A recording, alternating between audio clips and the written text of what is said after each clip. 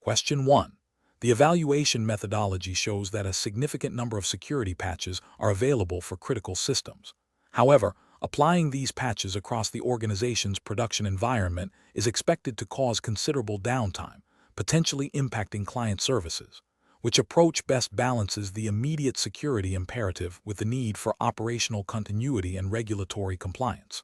Option A. Conduct a detailed risk assessment for each critical patch, prioritizing deployment based on the exploitability of the vulnerability, the potential impact of a breach, and the business impact of downtime, while scheduling non-critical patches for a later date. Option B. Defer the application of all security patches until a period of low operational activity, regardless of the criticality of the vulnerabilities they address.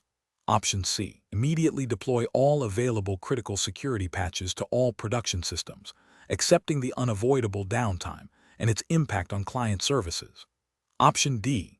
Rely solely on automated patching tools to deploy all available security patches to production systems as soon as they are released, without prior testing or impact assessment.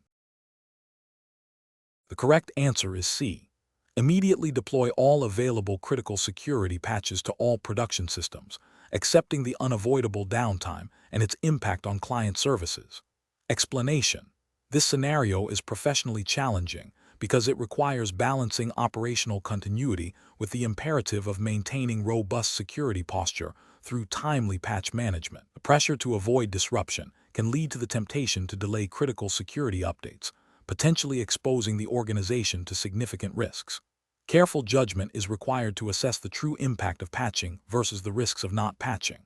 The correct approach involves a thorough impact assessment that prioritizes patches based on their criticality and potential exploitability, while also considering the business impact of applying them. This aligns with the principles of risk management inherent in cybersecurity frameworks and regulatory expectations for due diligence in protecting sensitive data and systems. Specifically, in a UK context, the Information Commissioner's Office, ICO, guidance on data protection emphasizes the need for appropriate technical and organizational measures to ensure data security, which implicitly includes keeping systems patched against known vulnerabilities. The CISI Code of Conduct also stresses acting with integrity and due diligence, which extends to maintaining secure IT environments. An incorrect approach that prioritizes only the most critical vulnerabilities without considering the potential for disruption or the availability of tested patches fails to adequately manage the operational risks. This could lead to unintended system outages, impacting business operations and potentially violating service-level agreements or regulatory requirements for service availability. Another incorrect approach that delays patching all but the most severe vulnerabilities indefinitely, citing operational concerns, represents a failure of due diligence. This passive stance ignores the evolving threat landscape and the increasing likelihood of zero-day exploits or the weaponization of previously theoretical vulnerabilities. It directly contravenes the proactive security measures expected by regulators like the ICO and the spirit of the CISI Code of Conduct regarding maintaining competence and acting in the best interests of clients and the public. A further incorrect approach that relies solely on automated patching without any human oversight or testing can also be problematic. While automation is crucial for efficiency, it can lead to unforeseen compatibility issues or the deployment of patches that introduce new vulnerabilities or instability, thereby undermining the intended security benefit and potentially causing significant operational disruption. The professional decision-making process for similar situations should involve a structured risk assessment framework. This includes identifying assets, vulnerabilities, threats, and the potential impact of exploitation. For patch management, this translates to 1. Identifying available patches and their associated vulnerabilities. 2. Assessing the criticality of the vulnerability, e.g., CVSS score, exploit availability. 3. Evaluating the potential business impact of applying the patch, e.g., downtime, compatibility issues. 4. Testing patches in a non-production environment. 5. Prioritizing and scheduling patch deployment based on risk and business impact. 6. Communicating effectively with stakeholders regarding planned maintenance and potential risks. This systematic approach ensures that security is enhanced without unduly compromising operational stability, fulfilling both regulatory and ethical obligations. Question 2. The risk matrix shows a critical vulnerability with a high likelihood and high impact, While a full remediation plan is underway, a temporary workaround has been implemented that reduces the likelihood but does not eliminate the impact. The security team has assessed the residual risk as significant but potentially manageable for a limited period, pending full remediation. What is the most appropriate next step for the security team? Option A. Immediately halt all affected operations until the full remediation can be implemented to eliminate all risk. Option B. Implement an untested quick fix to further reduce the likelihood of the vulnerability being exploited without further assessment. Option C. Formally document the residual risk assessment and present it to senior management for a decision on risk acceptance, alongside the plan for full remediation. Option D. Proceed with the temporary workaround, assuming the risk is now within acceptable limits until full remediation is complete. The correct answer is C. Formally document the residual risk assessment and present it to senior management for a decision on risk acceptance, alongside the plan for full remediation.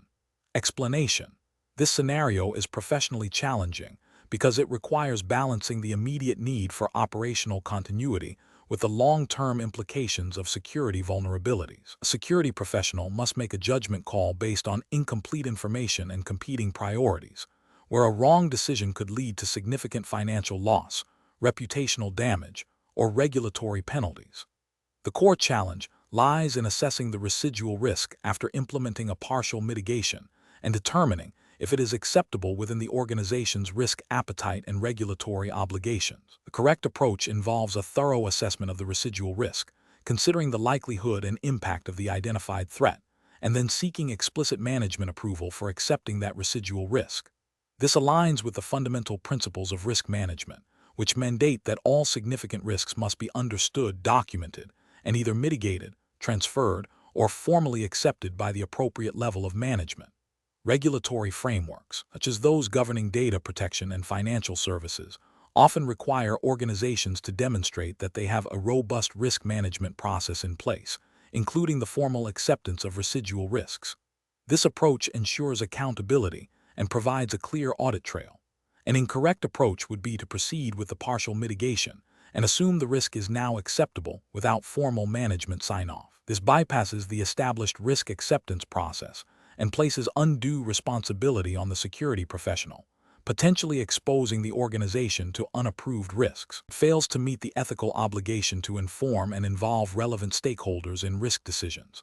Another incorrect approach would be to halt all operations indefinitely due to the unmitigated risk.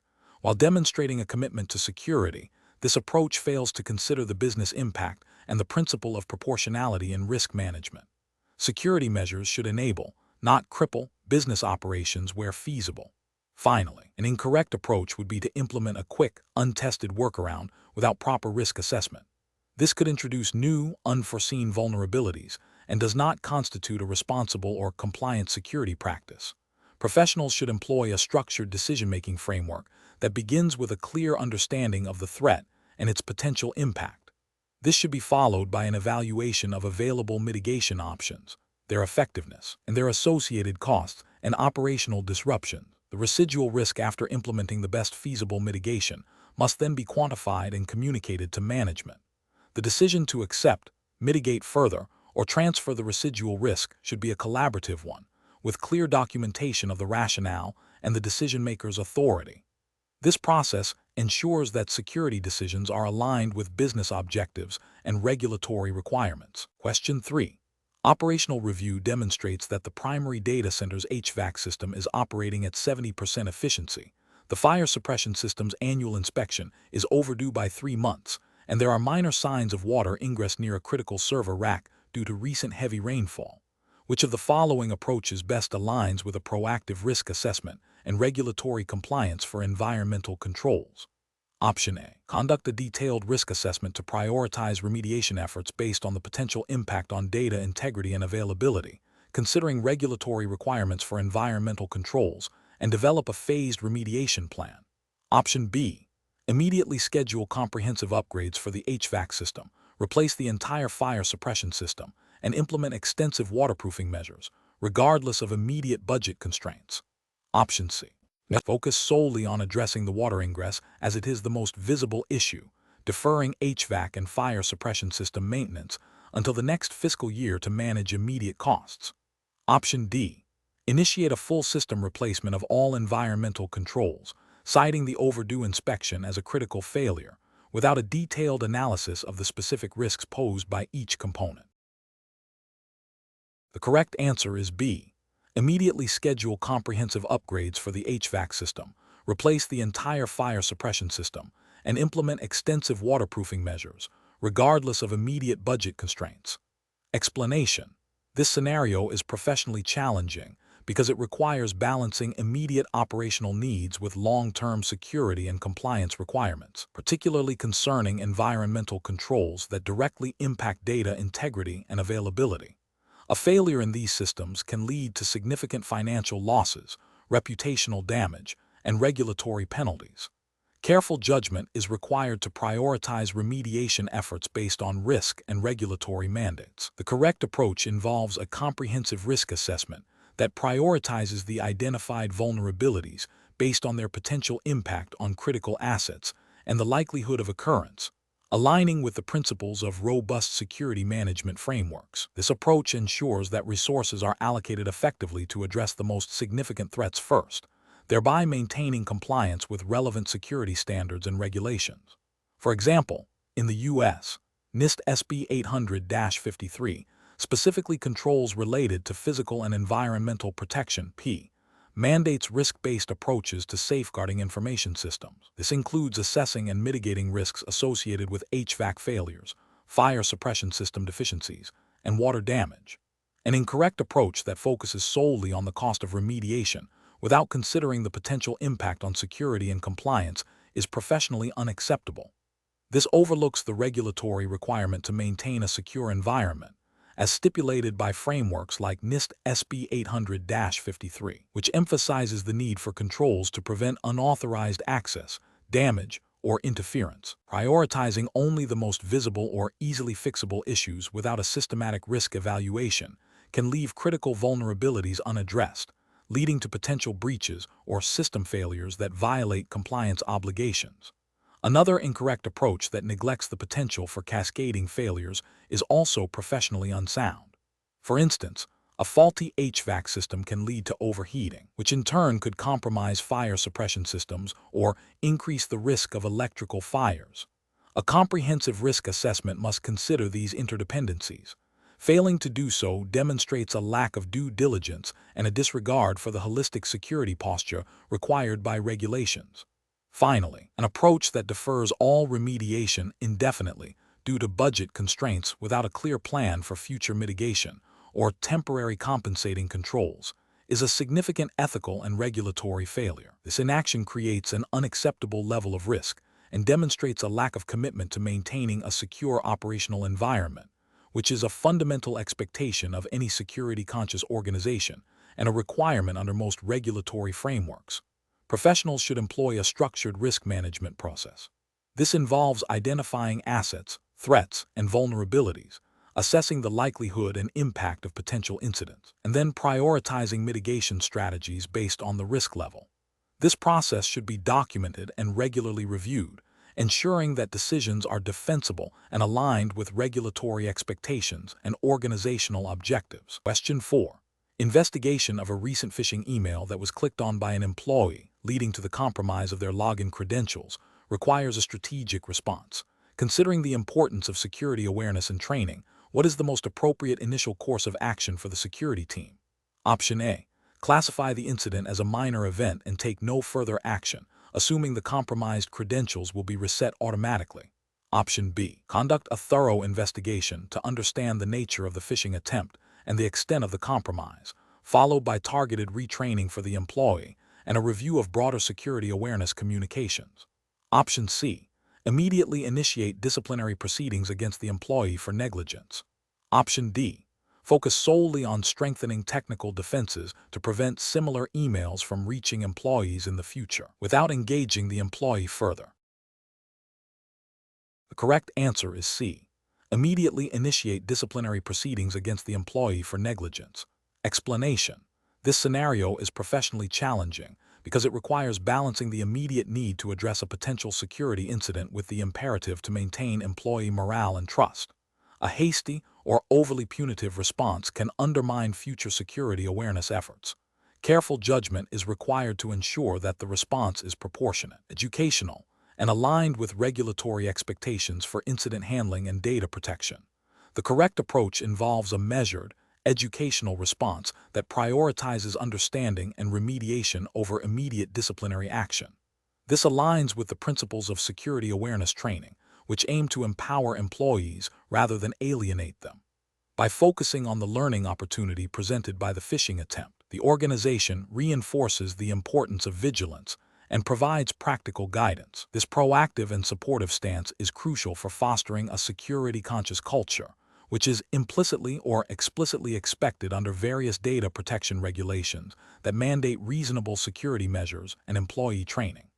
The goal is to prevent future incidents by improving employee awareness, not to punish isolated mistakes. An approach that immediately escalates to disciplinary action without understanding the context or providing further training fails to recognize the inherent fallibility of individuals and the evolving nature of social engineering.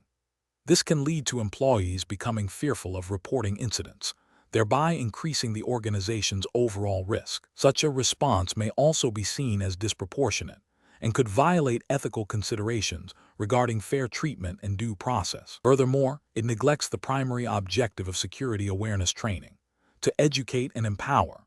An approach that dismisses the incident as a minor issue without any follow-up or reinforcement of security protocols overlooks the potential for significant damage that even a single successful phishing attack can cause. This demonstrates a lack of due diligence in maintaining adequate security measures and could be a regulatory failing if it leads to a breach of sensitive data. An approach that focuses solely on technical controls without addressing the human element ignores the reality that many security incidents originate from human error or manipulation. While technical defenses are vital, they are not infallible, and a robust security posture requires a well-trained and aware workforce. Neglecting the human factor leaves the organization vulnerable to sophisticated social engineering tactics. The professional decision-making process for similar situations should involve a tiered approach. First, assess the immediate impact and potential for further compromise. Second, gather information to understand the circumstances of the incident. Third, determine the appropriate level of response, prioritizing education and remediation. And fourth, document the incident and the response for continuous improvement and compliance purposes. This process ensures that responses are both effective in mitigating risk and supportive of a positive security culture. Question 5. Process analysis reveals that a mid-sized financial services firm, operating under strict UK financial services regulations and data protection laws, is seeking to enhance its endpoint security posture. The firm currently uses a basic antivirus solution, but recognizes the need for more advanced protection against sophisticated malware and the prevention of sensitive client data exfiltration. The primary challenge is to implement a solution that provides robust security without unduly disrupting critical trading operations or incurring excessive, unproven costs. Which of the following implementation approaches best addresses these requirements? Option A. Select the least expensive endpoint security suite available that offers basic anti-malware functionality, assuming it will provide sufficient protection for the firm's needs. Option B. Implement a comprehensive, organization-wide endpoint detection and response EDR solution with integrated anti-malware and granular data loss prevention (DLP) policies, starting with a pilot program on a representative user group and critical systems before a phased rollout. Option C. Continue using the existing traditional antivirus software and invest in additional, separate security awareness training for employees, deferring any investment in EDR or advanced DLP. Option D. Immediately deploy a highly restrictive, organization-wide data loss prevention (DLP) solution with broad blocking policies to prevent any potential data leakage, regardless of operational impact. Correct answer is B. Implement a comprehensive, organization-wide endpoint detection and response EDR solution with integrated anti-malware and granular data loss prevention (DLP) policies, starting with a pilot program on a representative user group and critical systems before a phased rollout. Explanation. This scenario presents a common implementation challenge in endpoint security, specifically balancing robust protection with operational efficiency and user experience. The professional challenge lies in selecting an endpoint security solution that not only meets regulatory compliance requirements, but also minimizes disruption to critical business operations and avoids unnecessary financial expenditure. Careful judgment is required to navigate the trade-offs between different technological capabilities and their practical implications. The correct approach involves a phased, risk-based deployment of an integrated endpoint detection and response (EDR) solution that includes advanced anti-malware capabilities and granular data loss prevention (DLP) policies. This approach is professionally sound because it prioritizes the most critical assets and user groups first, allowing for iterative refinement of policies and configurations based on real-world performance and feedback. Regulatory frameworks, such as those governing data protection and cybersecurity, e.g., GDPR if the jurisdiction were the EU, or specific UK data protection laws if UK-based, mandate appropriate technical and organizational measures to protect sensitive data and systems. An EDR solution, by its nature, provides enhanced visibility and response capabilities beyond traditional antivirus, addressing the evolving threat landscape. Integrating DLP ensures that data exfiltration, a significant risk, is actively monitored and controlled. This layered, intelligent approach directly addresses the appropriate measures requirement often found in security regulations.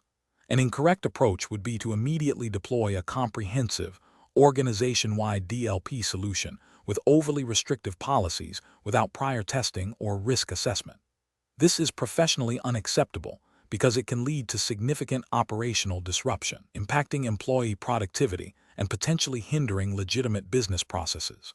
From a regulatory perspective, while the intent might be to comply with data protection, an uncalibrated and disruptive implementation could inadvertently lead to noncompliance if it prevents employees from performing their duties, or if it is so burdensome that it encourages workarounds that bypass security controls. Furthermore, the cost and complexity of managing such a broad, restrictive deployment without a clear understanding of its impact are often disproportionate to the immediate, demonstrable risk reduction.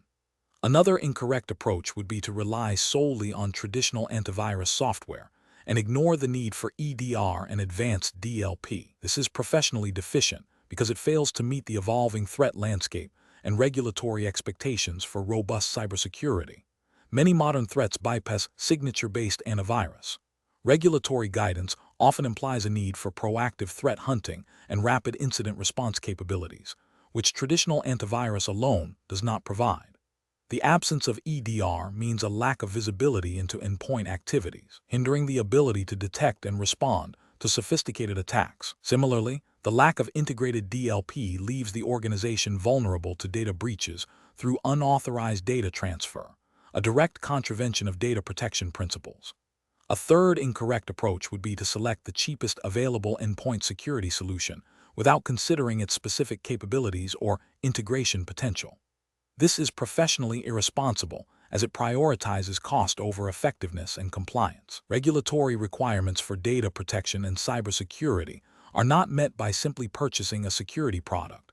The product must be capable of providing the necessary level of protection.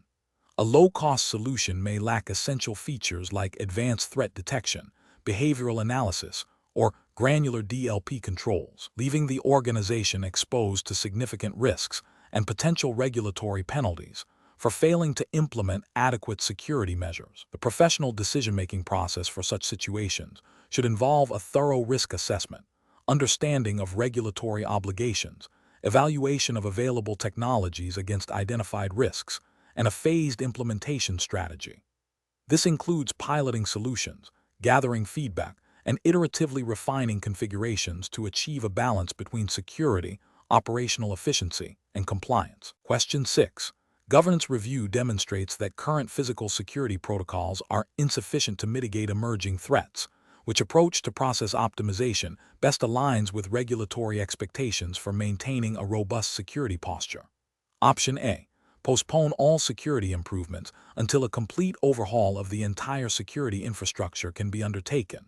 Option B. Immediately invest in the latest high-cost security technology without a comprehensive review of current processes. Option C. Implement security measures based on anecdotal evidence of competitor practices without formal assessment. Option D. Systematically review and enhance existing physical security protocols based on identified vulnerabilities and regulatory requirements. The correct answer is D. Systematically review and enhance existing physical security protocols based on identified vulnerabilities and regulatory requirements. Explanation. This scenario presents a professional challenge because it requires balancing the immediate need for enhanced physical security with the long-term implications of process optimization, all while adhering to specific regulatory frameworks. The challenge lies in identifying the most effective and compliant method to improve security posture without introducing new vulnerabilities or incurring unnecessary costs, which necessitates a deep understanding of the relevant regulatory landscape and best practices in process management. The correct approach involves a systematic review and enhancement of existing physical security protocols. This is the most professionally sound method because it directly addresses the identified weaknesses through a structured, evidence-based process. Regulatory frameworks, such as those governing data protection and physical asset management, often mandate that security measures be proportionate to the risks identified and that processes be regularly reviewed and updated. Optimizing existing processes ensures that improvements are integrated logically, are sustainable, and align with compliance requirements, thereby minimizing disruption and maximizing effectiveness. This approach prioritizes a thorough understanding of current vulnerabilities and the implementation of targeted, compliant solutions. An approach focused solely on immediate, high-cost technology upgrades without a foundational process review is professionally unacceptable. This is because it risks implementing solutions that are not fully integrated with existing workflows, may not address the root causes of security gaps, and could lead to compliance issues if the new technology is not properly managed or if it bypasses established security procedures. Furthermore, it can be a misallocation of resources if simpler, process-based improvements could achieve similar or better results. Another incorrect approach is to defer improvements until a complete overhaul of the entire security infrastructure is feasible. This is professionally unsound as it demonstrates a lack of proactive risk management. Regulatory bodies expect organizations to address identified security deficiencies promptly. Delaying action, even with the intention of a more comprehensive future solution, leaves the organization exposed to ongoing risks and potential non-compliance with current security standards and data protection laws. Finally, an approach that relies on anecdotal evidence or the perceived effectiveness of a competitor's security measures without a formal assessment or regulatory alignment is also professionally flawed. Security decisions must be based on objective risk assessments and compliance with applicable regulations, not on assumptions or external trends. This can lead to the implementation of ineffective or non-compliant security measures, creating a false sense of security and potentially violating regulatory mandates. Professionals should adopt a decision-making framework that prioritizes risk assessment, regulatory compliance, and process optimization. This involves 1. Identifying specific security vulnerabilities through a formal review.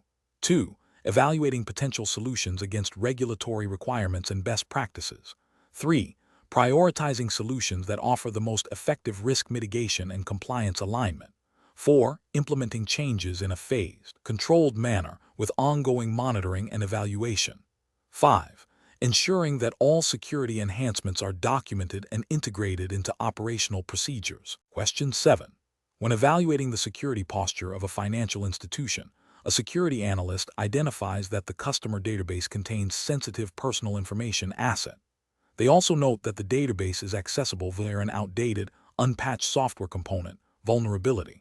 The analyst's report highlights that unauthorized individuals could potentially gain access to this database through the unpatched software to steal or alter customer data. Which of the following best describes the primary security concepts being identified and their relationship in this scenario, according to common regulatory frameworks for financial institutions?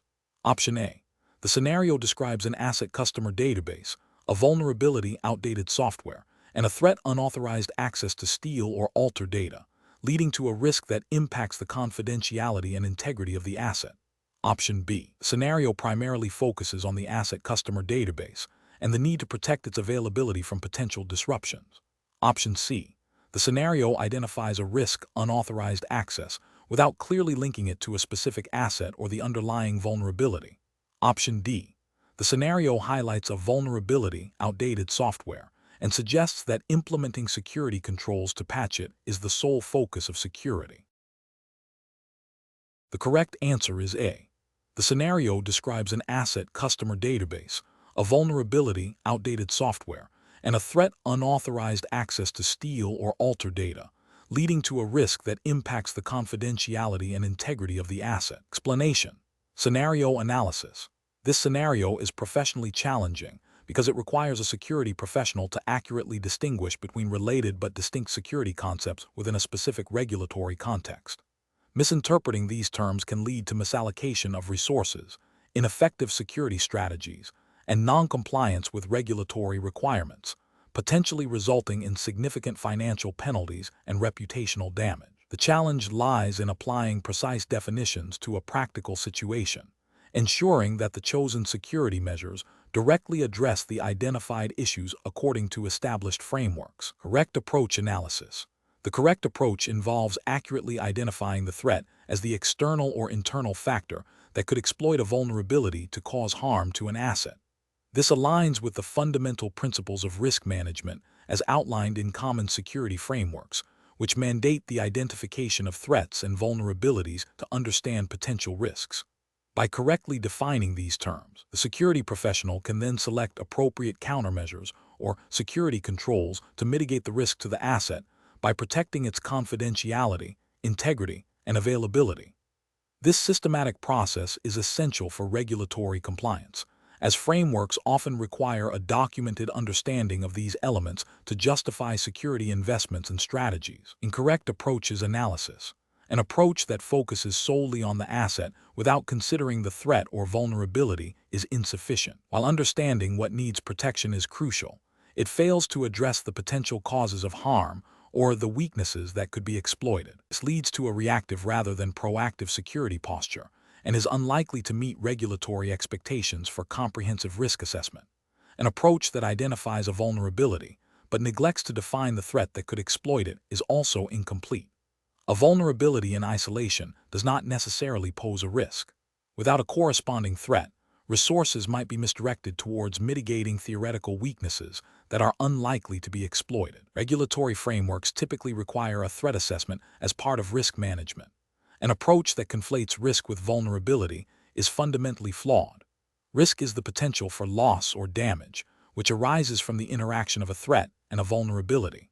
Focusing only on the vulnerability overlooks the likelihood and impact of a threat exploiting it, leading to an incomplete understanding of the actual risk exposure. This would fail to meet the detailed risk assessment requirements of most security regulations. Professional reasoning. Professionals should approach security definitions by first understanding the core concepts. Assets are what we protect, threats are what can harm them, vulnerabilities are weaknesses that threats can exploit, and risk is the potential for harm. Security controls are the measures taken to mitigate these risks. This structured thinking, grounded in the specific regulatory framework applicable to the organization, ensures that assessments are accurate, strategies are effective, and compliance is maintained. When faced with ambiguity, always refer to the official definitions provided by the relevant regulatory bodies or industry standards. Question 8. Governance review demonstrates that a senior employee has repeatedly accessed sensitive client data outside of their job function, despite previous informal discussions about data handling protocols. This behavior has been flagged as a potential security risk. Which of the following represents the most appropriate course of action to address this personnel security concern? Option A. Address the issue informally with the employee again, emphasizing the importance of data security without further documentation. Option B.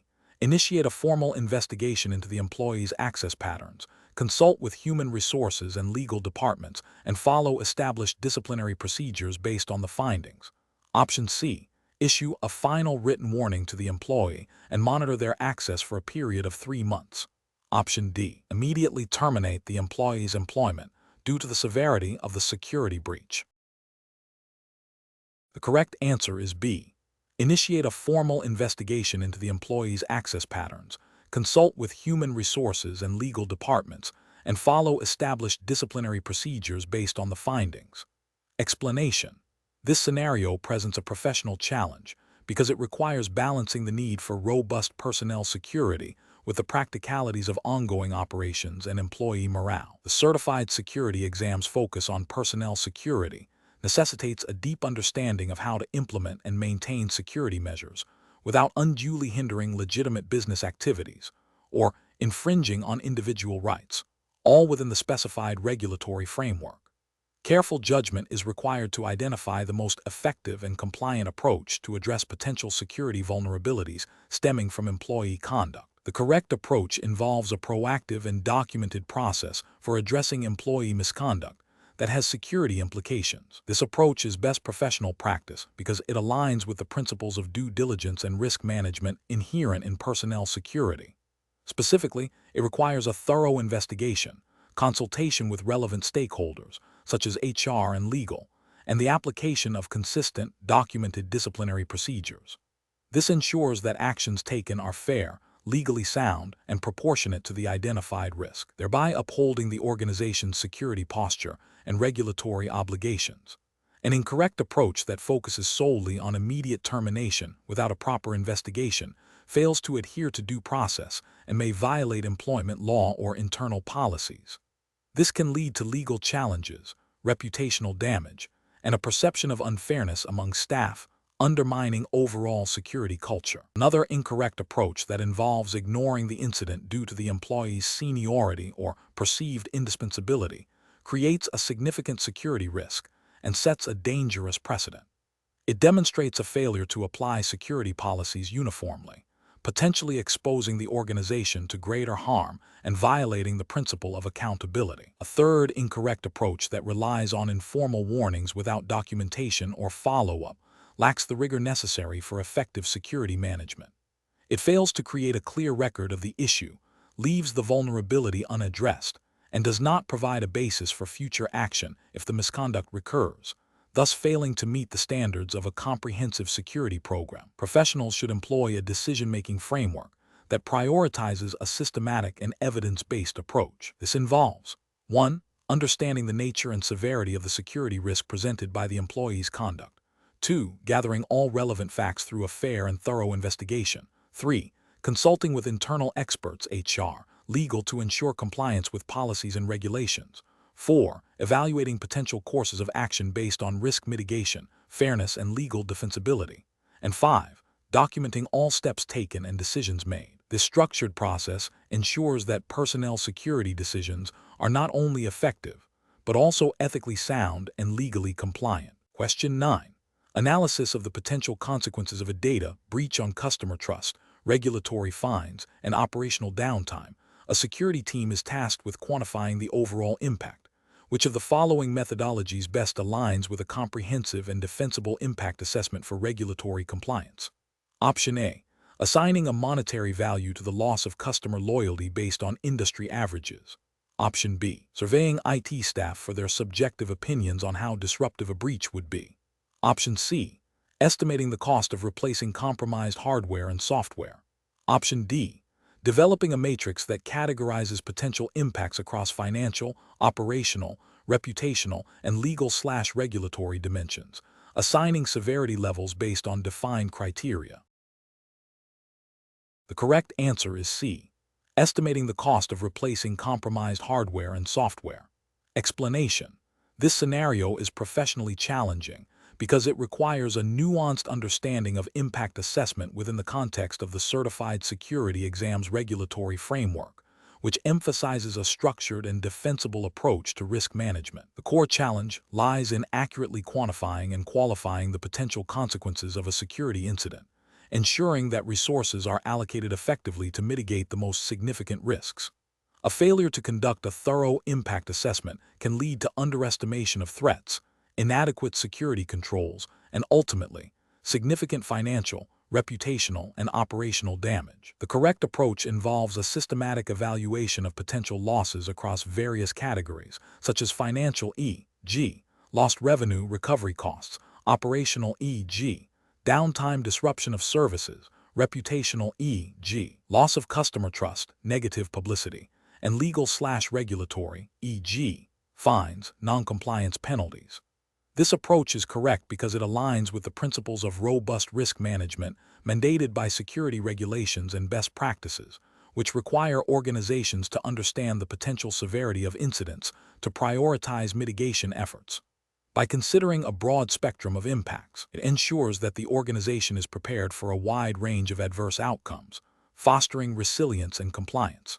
An incorrect approach that focuses solely on immediate financial losses fails to account for the long-term and often more damaging consequences, such as reputational damage or regulatory penalties. This is ethically and regulatorily unsound, as it neglects the broader responsibilities of protecting stakeholders and adhering to legal obligations. Another incorrect approach that relies on anecdotal evidence or subjective feelings about potential impact lacks the rigor and objectivity required for defensible risk management decisions. This can lead to misallocation of resources and an incomplete understanding of the true risk landscape, potentially violating the duty of care expected of security professionals. Finally, an approach that only considers the impact on IT systems, ignoring the broader business and operational implications, is also flawed.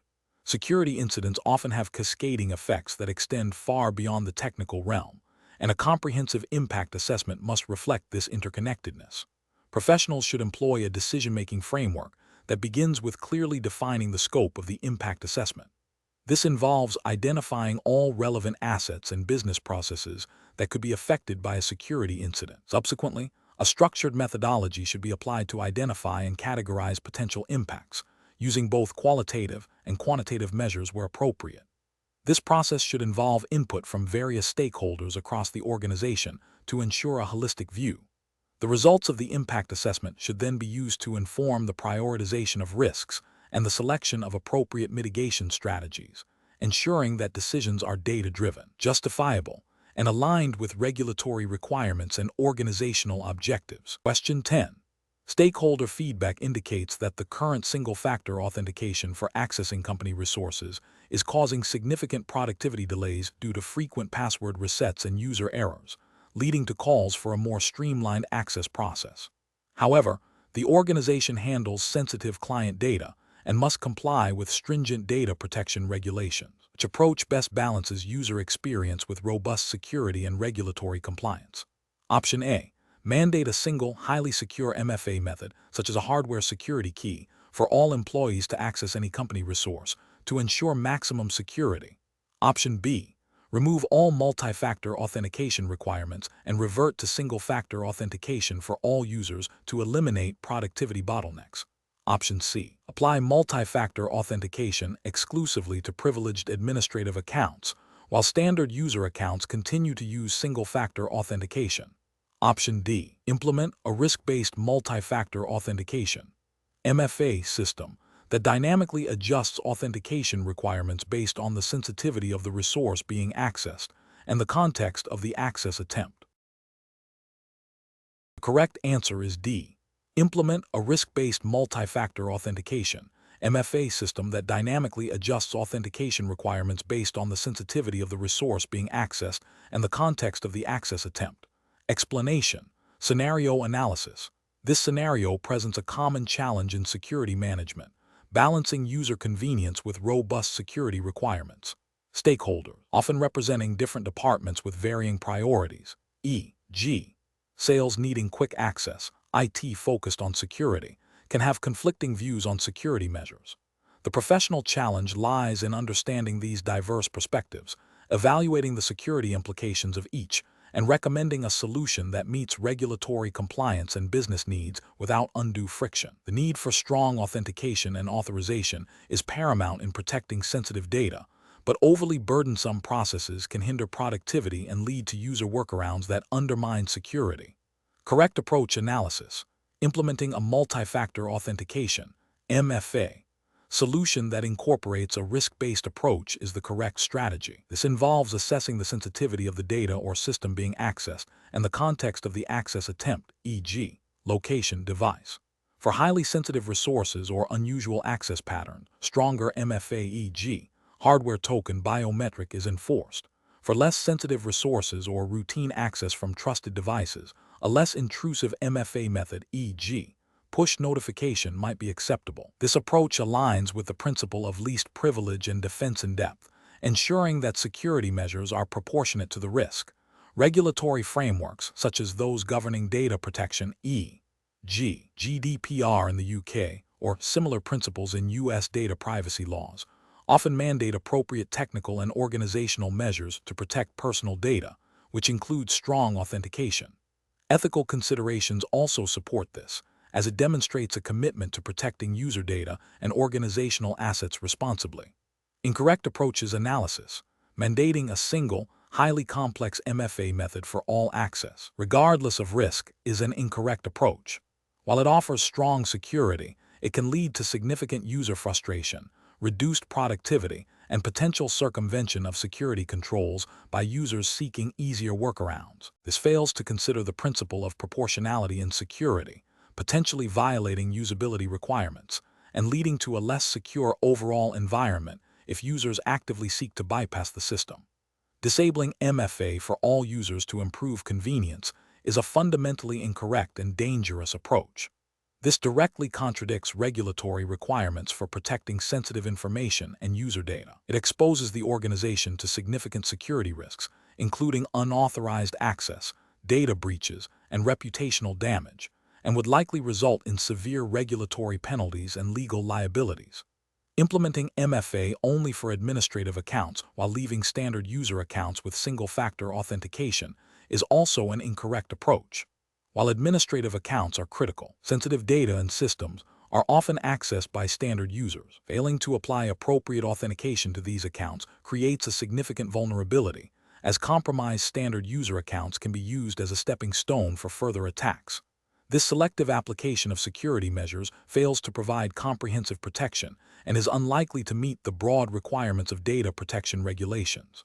Professional reasoning. Professionals should adopt a risk-based methodology.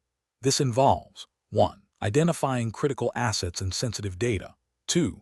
Understanding the regulatory landscape and compliance obligations. 3.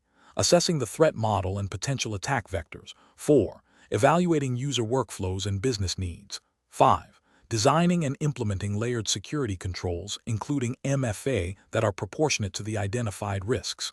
6. Regularly reviewing and updating security policies and technologies based on evolving threats and business requirements.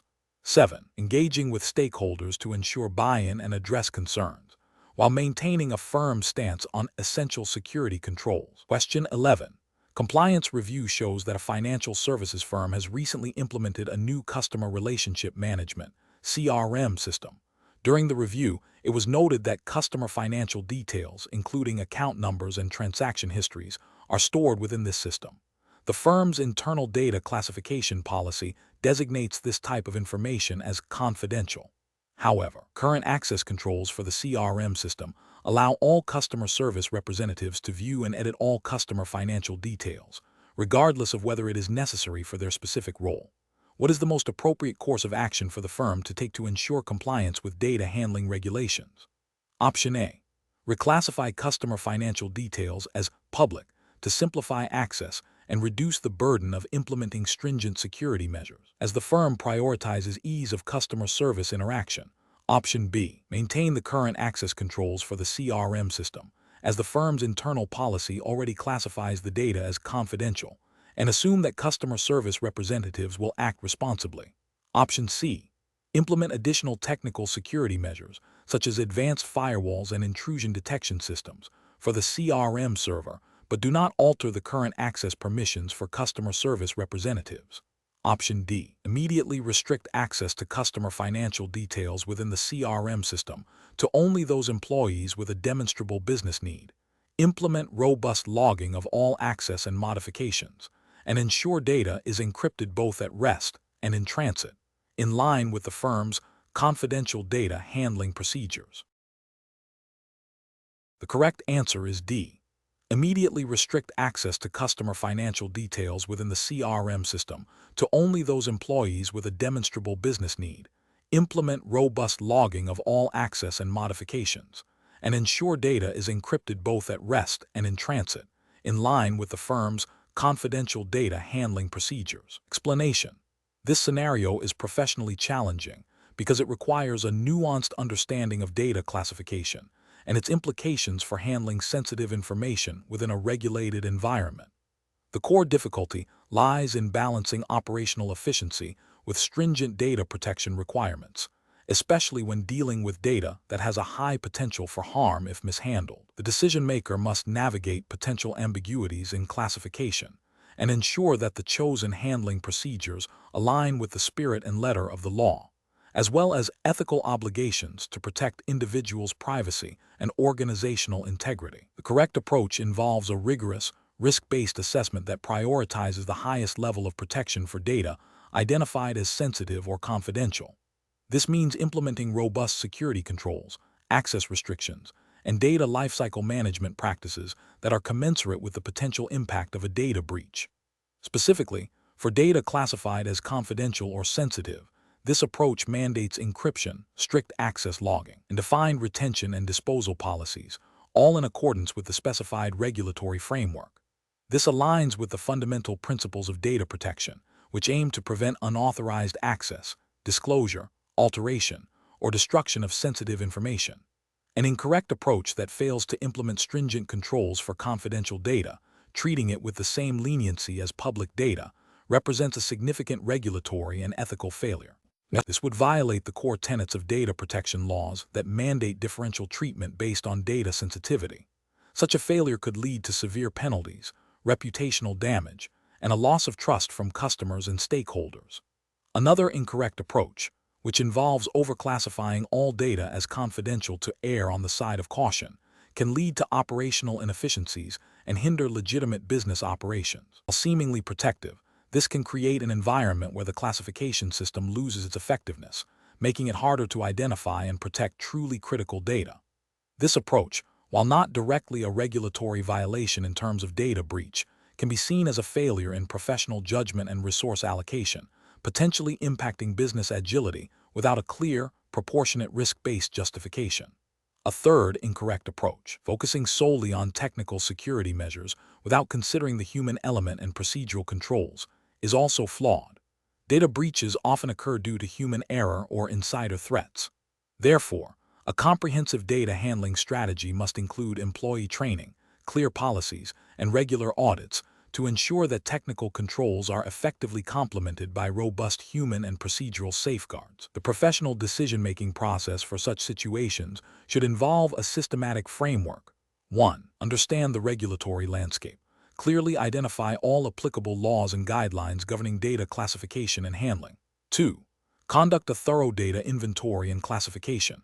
Categorize data based on its sensitivity, value, and potential impact if compromised, adhering strictly to the defined classification scheme.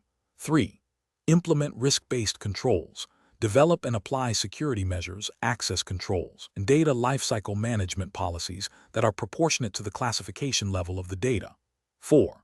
Regular review and updates. Periodically reassess data classifications and handling procedures to ensure they remain relevant and effective in light of evolving threats and regulatory changes.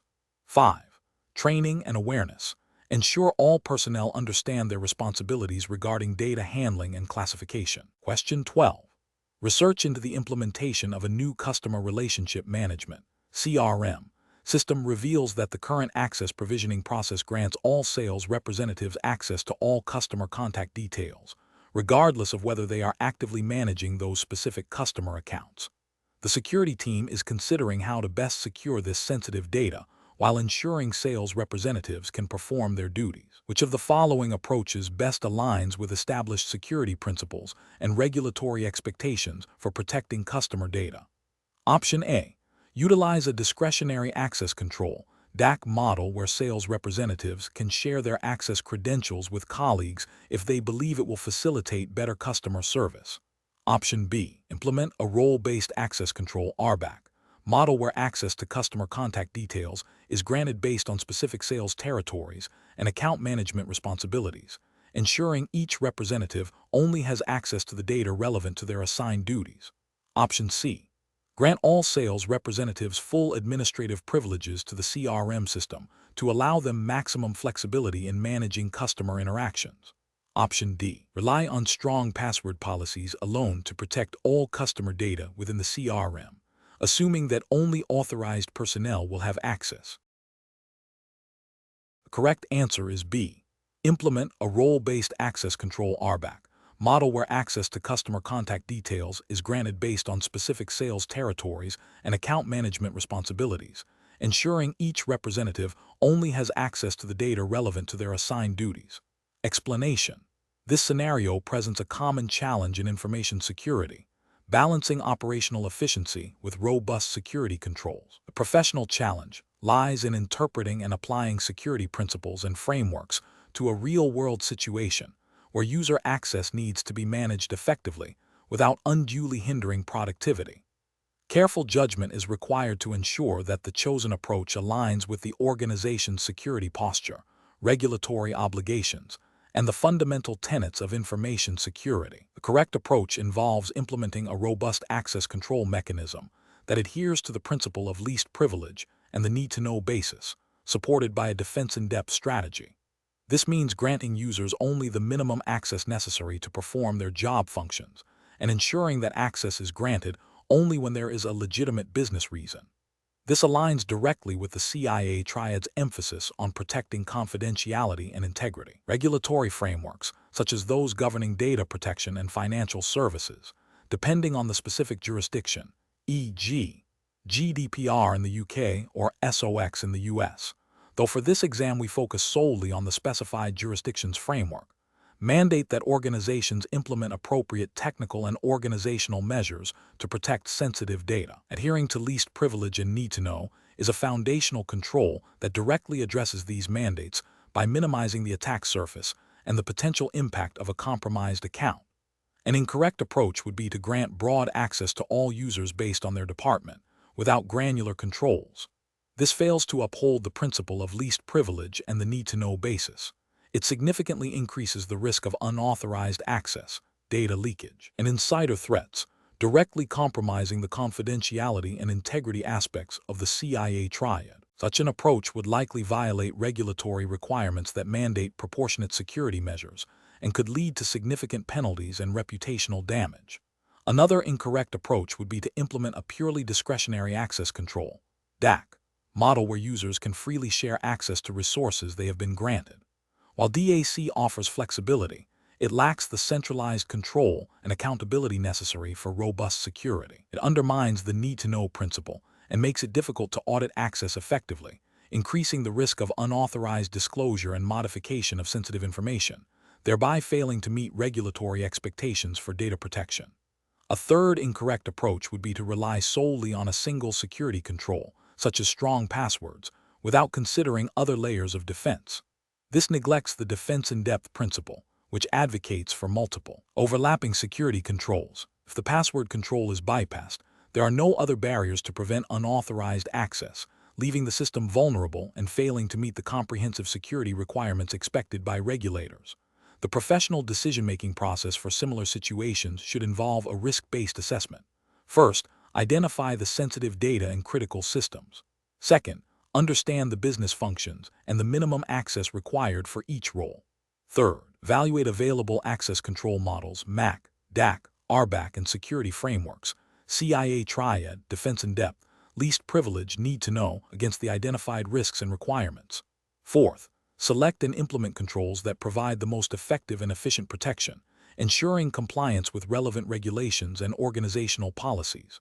Regular review and auditing of access rights are crucial to maintain security effectiveness. Question 13. The performance metrics show a significant increase in data processing latency and a corresponding rise in system resource utilization, coinciding with the recent implementation of a new encryption policy for customer data. The security team is concerned about maintaining compliance with data protection regulations while addressing these performance degradations. Which of the following actions is the most appropriate initial step to resolve this situation? Option A. Immediately revert to the previous, less stringent encryption settings to restore system performance and address compliance concerns at a later date. Option B.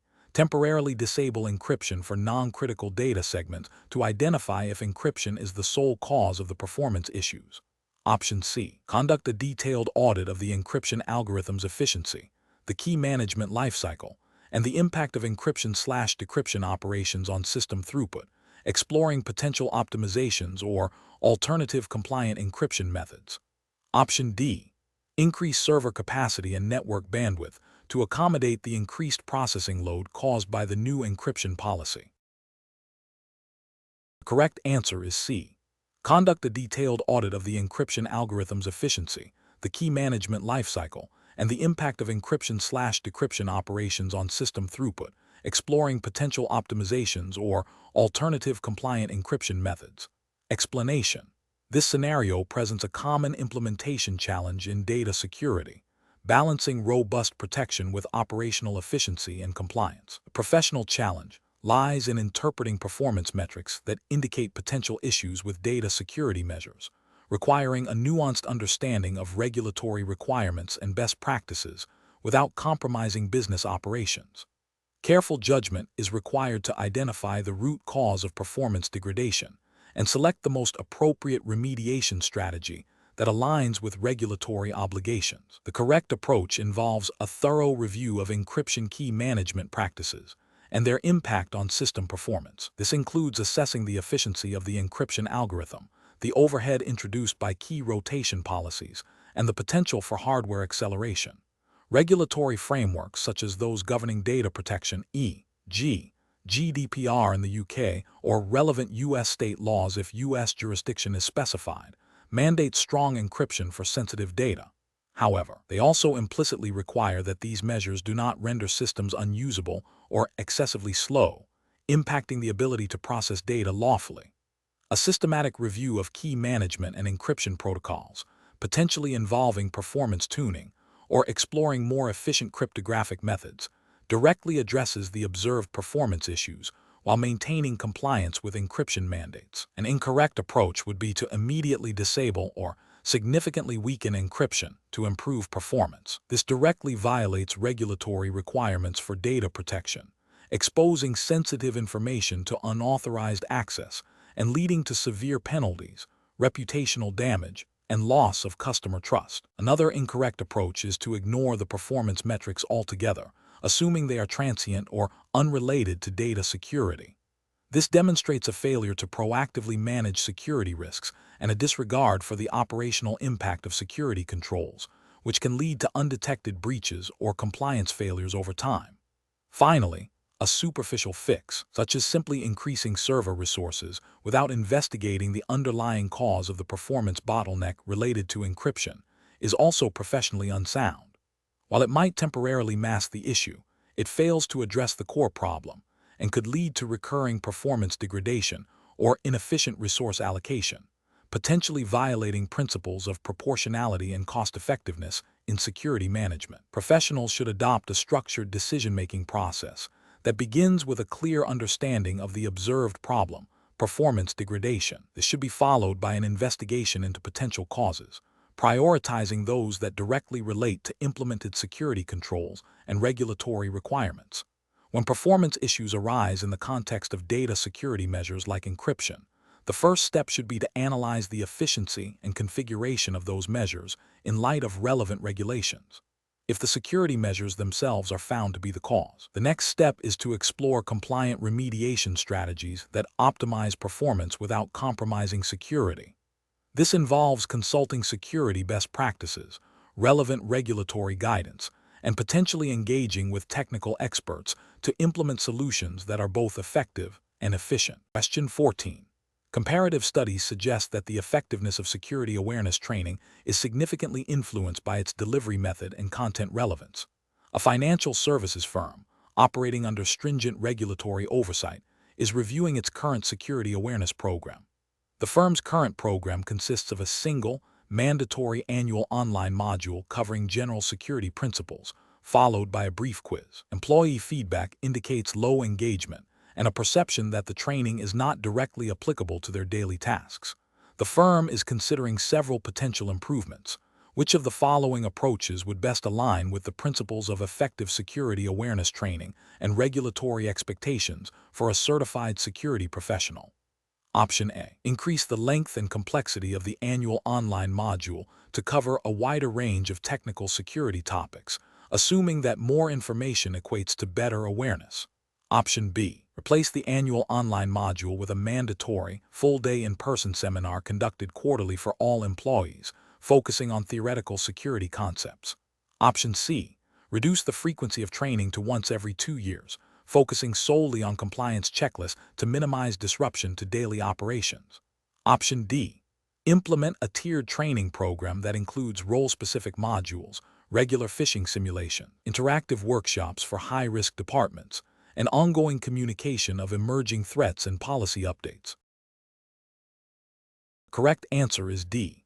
Implement a tiered training program that includes role-specific modules, regular phishing simulations, interactive workshops for high-risk departments, and ongoing communication of emerging threats and policy updates.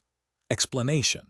This scenario is professionally challenging because it requires balancing the imperative of robust security awareness training with the practical constraints of employee time and engagement. The core difficulty lies in designing and delivering training that is both comprehensive enough to meet regulatory requirements and effective in genuinely changing employee behavior, without overwhelming or alienating the workforce. Careful judgment is required to select training methods that are impactful, scalable, and demonstrably contribute to the organization's security posture, aligning with the specific regulatory framework of the certified security exam. The correct approach involves a multifaceted strategy that integrates various training modalities, tailored to different roles and learning styles, and reinforced through ongoing communication and practical application. This approach is right because it directly addresses the regulatory mandate for effective security awareness training by ensuring employees understand security policies, procedures, and best practices relevant to their roles. It fosters a culture of security by making training accessible, engaging, and continuous, thereby increasing the likelihood of behavioral change and reducing the risk of security incidents. This aligns with the principles of due diligence and risk management expected under the Certified Security Framework, which emphasizes proactive measures to protect sensitive information.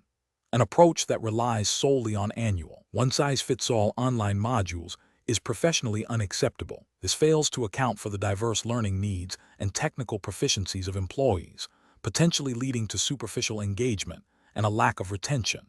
It also neglects the dynamic nature of security threats, rendering the training quickly outdated and ineffective. Such an approach may not satisfy the regulatory requirement for training that is demonstrably effective in mitigating risks. An approach that prioritizes mandatory, lengthy in-person sessions for all employees, regardless of their specific roles or access levels, is also professionally unacceptable. While well-intentioned, this can be inefficient, costly, and may lead to employee fatigue and disengagement, diminishing the overall effectiveness of the training. It fails to adopt a risk-based approach to training allocation, potentially diverting resources from areas where they are most needed. An approach that focuses exclusively on technical security controls without adequately addressing the human element of security is professionally unacceptable. Security awareness training is fundamentally about influencing human behavior. Neglecting this aspect, even with strong technical defenses, leaves the organization vulnerable to social engineering attacks and insider threats, which are often the most successful vectors for breaches. The professional decision-making process for similar situations should involve a thorough risk assessment to identify key security vulnerabilities and the employee behaviors that contribute to them. This should be followed by a needs analysis to understand the different roles, responsibilities, and existing knowledge levels within the organization.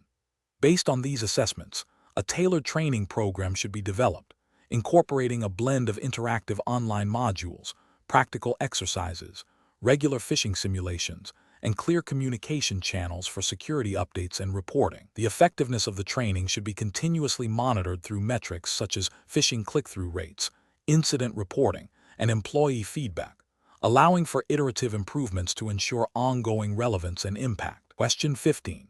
Risk assessment procedures indicate a critical security incident has disrupted core business operations. The immediate priority is to restore services as quickly as possible.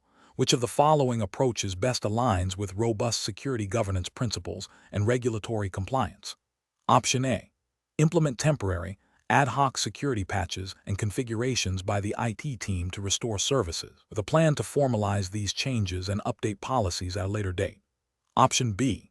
Delegate full responsibility for recovery to the IT department, trusting their technical expertise to restore systems securely without direct involvement from the security governance or compliance teams. Option C.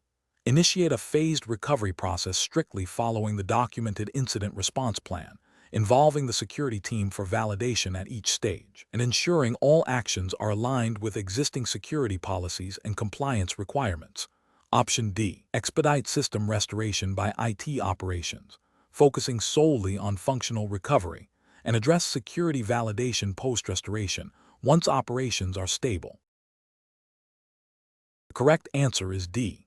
Expedite system restoration by IT operations, focusing solely on functional recovery, and address security validation post-restoration once operations are stable. Explanation: this scenario is professionally challenging because it requires balancing the immediate need for operational continuity with the long-term imperative of maintaining robust security governance. The pressure to resume services quickly can lead to shortcuts that undermine established policies and procedures, potentially creating new vulnerabilities or failing to address the root cause of the incident. Careful judgment is required to ensure that the recovery process itself does not introduce further security risks or violate compliance obligations. The correct approach involves a structured, policy-driven incident response and recovery process. This means adhering to the organization's established incident response plan, which should detail steps for containment, eradication, recovery, and post-incident review. Crucially, it requires engaging the appropriate security governance functions, such as the security team and compliance officers, to ensure that recovery actions are aligned with existing security policies, standards, and regulatory requirements. This approach ensures that the organization not only restores operations, but also learns from the incident, updates its defenses, and maintains compliance with relevant frameworks, such as those mandated by the UK's Information Commissioner's Office, ICO, for data protection, or the National Cybersecurity Centre, NCSC, for cybersecurity best practices. An incorrect approach would be to prioritize immediate service restoration without proper security oversight. This might involve bypassing established change control procedures or failing to conduct thorough security validation before bringing systems back online. Such actions could lead to the reintroduction of the original vulnerability or the deployment of insecure configurations, directly violating security policies and potentially leading to further breaches. Ethically and regulatorily, this demonstrates a failure to uphold the duty of care to protect data and systems, and could result in significant fines and reputational damage under regulations like the UK GDPR. Another incorrect approach would be to solely rely on IT operational teams to manage the recovery without involving the security governance function. While IT teams are essential for restoring functionality, they may not have the specialized security expertise to identify and mitigate all potential risks. This siloed approach neglects the crucial role of security policies, standards, and compliance checks in the recovery process, potentially leading to a recovery that is operationally functional but insecure. This failure to integrate security governance into the recovery process is a direct contravention of best practices and regulatory expectations for comprehensive security management. A third incorrect approach would be to implement ad hoc security measures during recovery without documenting them or updating existing policies and procedures. While seemingly proactive, this can create an inconsistent and unmanageable security posture. Without formal documentation and integration into the overall security governance framework, these measures may be overlooked in future audits, become outdated, or even conflict with existing policies, undermining the long-term effectiveness of the security program and potentially leading to compliance gaps. The professional decision-making process for similar situations should involve a clear understanding of the incident response plan, the organization's security policies and standards, and applicable regulatory requirements. When faced with an incident, professionals should first activate the incident response plan, then engage all relevant stakeholders, including security, IT operations, legal, and compliance. Decisions regarding recovery should be made collaboratively, ensuring that all actions are documented, validated against security policies, and reviewed for compliance before implementation. A post-incident review is critical to identify lessons learned and update policies, procedures, and training to prevent recurrence. Question 16. Regulatory review indicates that a critical security project requires immediate deployment of new personnel. The current screening and background check process for security staff is thorough but time-consuming, potentially delaying project commencement. What is the most appropriate course of action to ensure compliance with security personnel regulations while addressing the urgent need for staff? Option A. Apply a reduced set of background checks for the new personnel, justifying it by the critical nature of the project and the perceived low risk of the roles. Option B. Expedite the screening process by reducing the depth of background checks for the new hires to meet the project deadline. Option C.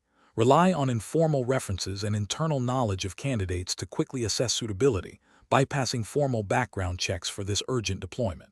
Option D. Implement the full, mandated screening and background check process for all new personnel, exploring internal options for expedited processing or temporary staffing solutions that meet regulatory requirements. Correct answer is D. Implement the full, mandated screening and background check process for all new personnel, exploring internal options for expedited processing or temporary staffing solutions that meet regulatory requirements.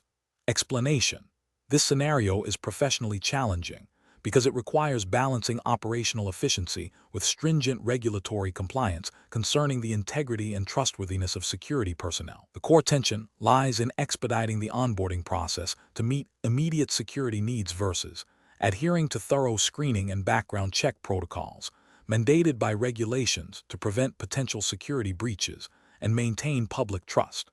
Careful judgment is required to ensure that no shortcuts compromise the fundamental requirements for personnel suitability. The correct approach represents best professional practice because it prioritizes adherence to the specified regulatory framework for security personnel screening and background checks.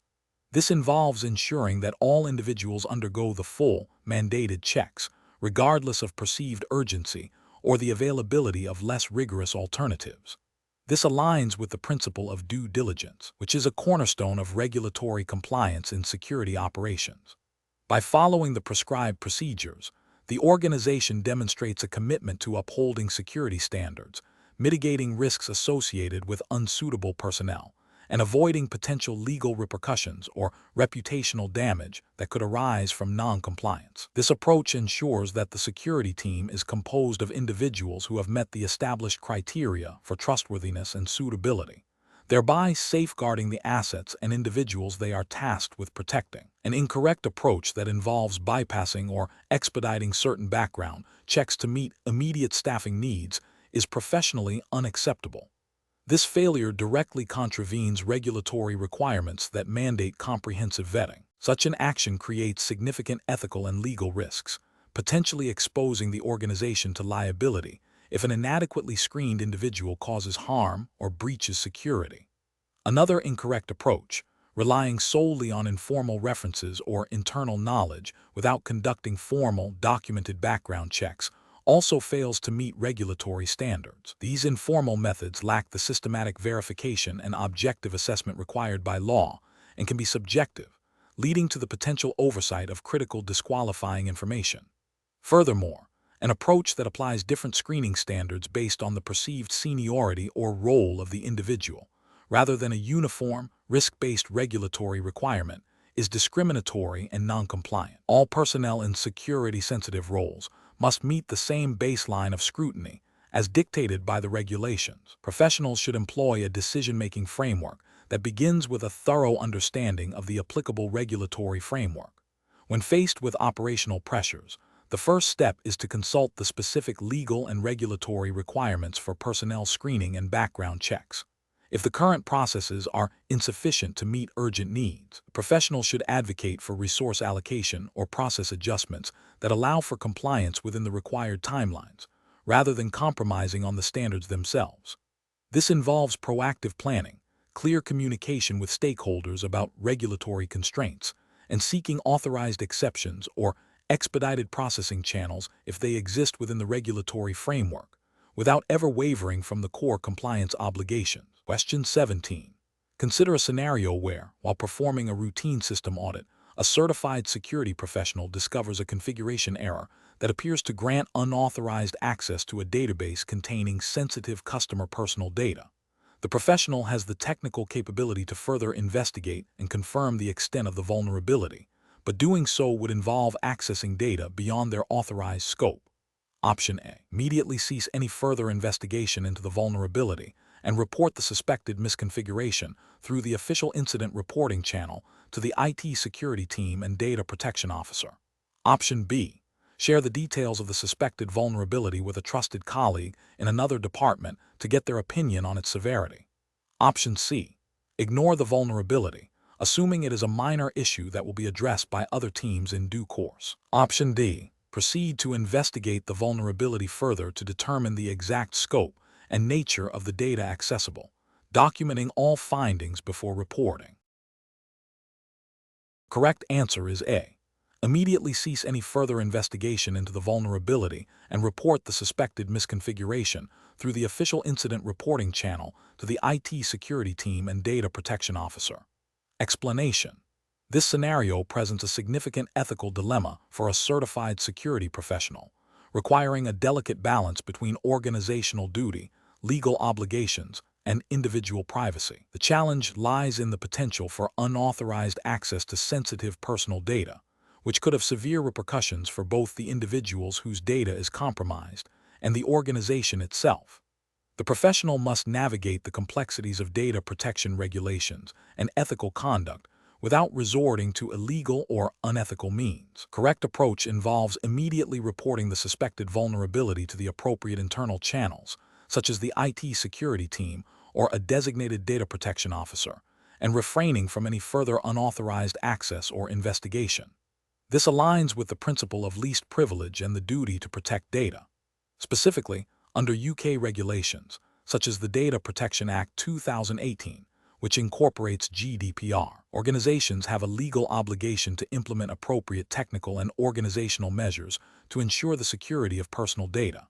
Unauthorized access or disclosure is a breach. By reporting the vulnerability, the professional initiates the process for remediation while adhering to their responsibilities. Ethically, this approach upholds integrity and professional conduct by not exploiting a potential weakness for personal curiosity or unauthorized gain. An incorrect approach would be to attempt to exploit the vulnerability further to gather more information about the extent of the breach or the types of data involved.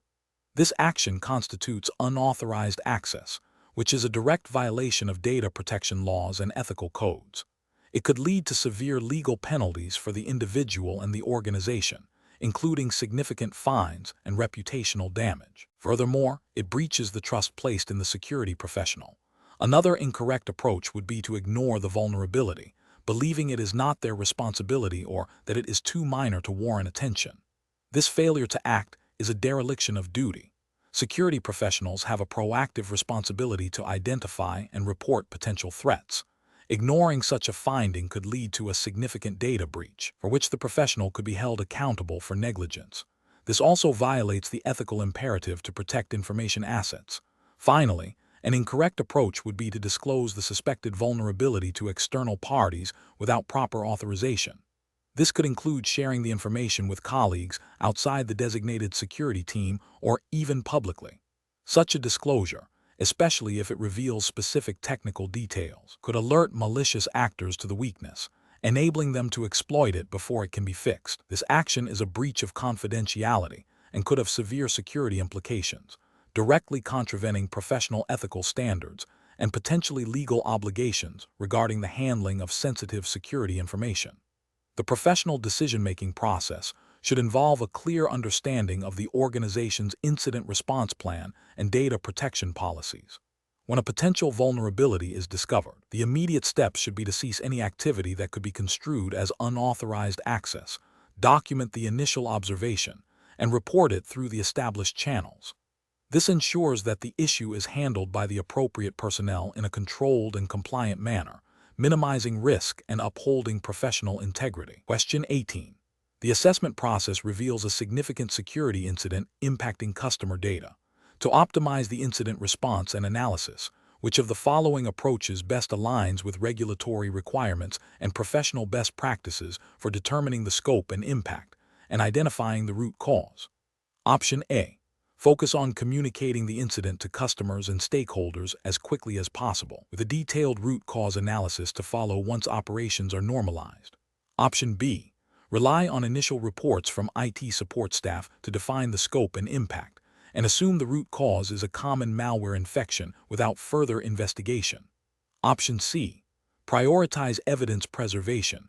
Conduct a comprehensive forensic analysis across all potentially affected systems and network segments, and employ a structured methodology for root cause analysis, documenting all findings.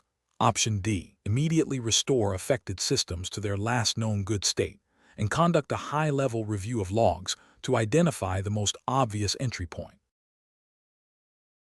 The correct answer is D. Immediately restore affected systems to their last known good state and conduct a high-level review of logs to identify the most obvious entry point. Explanation. This scenario is professionally challenging because determining the true scope and impact of a security incident and subsequently identifying its root cause requires a meticulous and systematic approach. Rushing this process or relying on incomplete data can lead to misallocation of resources, failure to address the underlying vulnerabilities, and potential repeat incidents. Careful judgment is required to balance the urgency of containment with the need for thorough analysis, ensuring that all affected systems and data are identified without causing undue disruption. The correct approach involves a structured incident response methodology that prioritizes evidence preservation, comprehensive data collection across all potentially affected systems, and a methodical root cause analysis. This aligns with best practices in information security management and regulatory expectations for incident handling. For instance, under frameworks like the UK's GDPR, organizations have a legal obligation to report data breaches to the Information Commissioner's Office, ICO, without undue delay, and to take appropriate technical and organizational measures to prevent future breaches. A thorough analysis is crucial for fulfilling these obligations, as it informs the scope of the breach, the types of data affected, and the necessary remediation steps. Ethically, it demonstrates a commitment to protecting customer data and maintaining trust. An incorrect approach that focuses solely on immediate system restoration without a comprehensive scope determination fails to identify all compromised assets or data. This can lead to ongoing unauthorized access or data exfiltration, violating the principle of data minimization and security by design. It also fails to meet regulatory requirements for understanding the full impact of a breach, potentially leading to underreporting to regulatory bodies and inadequate remediation. Another incorrect approach that prematurely concludes the root cause based on superficial evidence risks, overlooking critical underlying vulnerabilities. This can result in implementing ineffective countermeasures that do not address the actual source of the incident, thereby failing to prevent recurrence. This demonstrates a lack of due diligence and can be seen as a failure to implement appropriate technical and organizational measures as required by security standards and regulations. A third incorrect approach that prioritizes speed over accuracy in analysis, perhaps by relying on anecdotal evidence or limited log reviews, can lead to a flawed understanding of the incident. This can result in miscommunication to stakeholders, incorrect remediation strategies, and a failure to learn from the incident, which is a fundamental aspect of continuous improvement in security posture. Professionals should adopt a decision-making framework that begins with a clear incident response plan. This plan should outline steps for containment, eradication, and recovery, but critically, it must also detail procedures for thorough investigation and root cause analysis. This involves establishing clear roles and responsibilities, utilizing appropriate forensic tools, preserving evidence integrity, and documenting all findings meticulously. The process should be iterative, allowing for adjustments as new information emerges. Professionals must constantly weigh the need for speed against the imperative for accuracy and completeness, ensuring that all actions are justifiable and aligned with regulatory obligations and ethical responsibilities. Question 19. The investigation demonstrates that a sophisticated malware infection has compromised several critical servers within the organization. The primary goal now is to eradicate the threat and restore these systems to a clean and secure operational state. Which of the following approaches best aligns with regulatory requirements and professional security ethics for achieving this objective? Option A. Focus on removing the most obvious signs of infection and quickly redeploying services, with a plan to conduct a more in-depth security audit at a later date. Option B. Initiate a full system reformat and reinstallation of all operating systems and applications across the entire network to ensure no residual threat remains, regardless of the significant downtime this will cause. Option C. Immediately restore systems from the most recent backups, assuming they are clean, and resume normal operations to minimize business disruption. Option D. Conduct a thorough analysis to identify all affected systems and components, isolate them, meticulously remove all traces of the malware, patch identified vulnerabilities, and then rigorously test and monitor the restored systems before bringing them back online. The correct answer is C. Immediately restore systems from the most recent backups, assuming they are clean, and resume normal operations to minimize business disruption. Explanation: this scenario is professionally challenging because the eradication phase of incident response requires a delicate balance between swift action to contain and eliminate a threat, and thoroughness to ensure complete removal and prevent recurrence. Stakeholders, including senior management, legal counsel, and potentially regulators, will have varying priorities and expectations regarding system availability, data integrity, and compliance. The pressure to restore services quickly can conflict with the need for meticulous verification of system cleanliness, creating a high-stakes decision-making environment. The correct approach involves a phased and documented eradication process that prioritizes the complete removal of the threat and verification of system integrity before restoring services. This includes identifying all affected systems, isolating them, removing malicious code or unauthorized access, patching vulnerabilities, and then rigorously testing and monitoring the restored systems. This methodical approach aligns with best practices in cybersecurity incident response, emphasizing a return to a known good state. From a regulatory perspective, particularly within frameworks like the UK's GDPR or NIS directive, demonstrating due diligence in incident response, including thorough eradication, is crucial for compliance and mitigating potential fines or legal liabilities. Ethical considerations also demand that organizations protect their customers and stakeholders by ensuring systems are truly secure before resuming normal operations. An incorrect approach that focuses solely on rapid restoration without adequate verification of threat removal is professionally unacceptable. This failure to ensure complete eradication leaves systems vulnerable to reinfection or further exploitation, directly contravening the organization's duty of care to protect data and maintain operational security. Such an approach could lead to regulatory breaches if the incident has data protection implications, as it demonstrates a lack of reasonable security measures. Another incorrect approach that involves prematurely declaring systems clean based on superficial checks, without comprehensive scanning, integrity checks, or post-eradication monitoring, is also a significant failure. This haste can lead to a false sense of security, leaving the door open for the threat to resurface. Ethically, this is a dereliction of duty, as it prioritizes expediency over the fundamental requirement of security. A third incorrect approach that neglects to document the eradication process thoroughly is also problematic. While the technical steps might be sound, the lack of documentation hinders post-incident analysis, learning, and the ability to demonstrate compliance to auditors or regulators. This omission can be interpreted as a failure to maintain adequate records, which is often a regulatory requirement. A professional decision-making process for similar situations should involve a structured incident response plan that clearly defines roles, responsibilities, and procedures for each phase, including eradication. This plan should be regularly reviewed and tested. During an incident, decision-makers must consult with technical experts to understand the scope and complexity of the threat, weigh the risks of prolonged downtime against the risks of incomplete eradication, and communicate transparently with all relevant stakeholders. Prioritizing a return to a secure and stable state, supported by robust evidence and documentation, is paramount. Question 20. The analysis reveals that a company's recent security awareness training program, which focused on phishing and malware, has been completed by 95% of its employees. To assess the program's true effectiveness, which of the following approaches would provide the most comprehensive and actionable insights into improved security posture? Option A.